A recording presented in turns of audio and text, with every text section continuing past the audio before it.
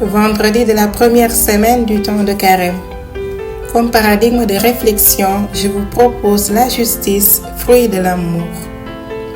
Il nous arrive parfois de penser que l'appel constant de Jésus à notre égard soit l'invitation à être des acteurs enthousiastes dans la pratique de la prière et des gestes de piété. Cela est vrai dans une certaine mesure, mais pas exclusif. C'est du moins le message que nous pouvons tirer de la page d'évangile de ce jour. Outre ces actes importants, Jésus nous donne quelques conseils. Si pendant que tu es à la messe, tu te souviens que tu as un certain désaccord avec quelqu'un, il serait nécessaire de quitter la célébration en ce moment-là, d'aller vers ton frère ou ta sœur et de t'être réconcilié avec lui ou avec elle.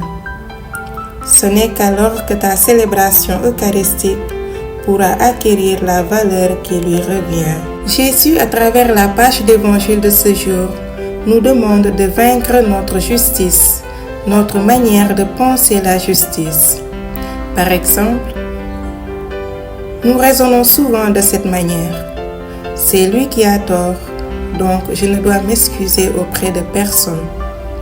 Ce genre de raisonnement nous empêche de vivre un véritable disciple du Christ.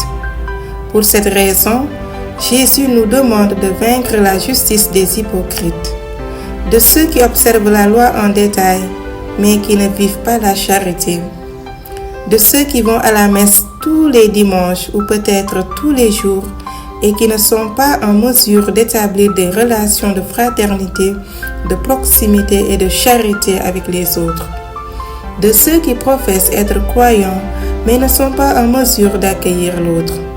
Et enfin, de ceux qui envoient de l'argent par exemple aux différentes associations mais qui ne sont pas en mesure d'atteindre les pauvres qu'ils rencontrent tous les jours dans la rue.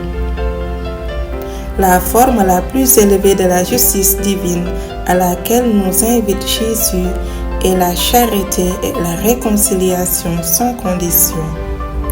Que notre justice soit avant tout charité envers l'autre.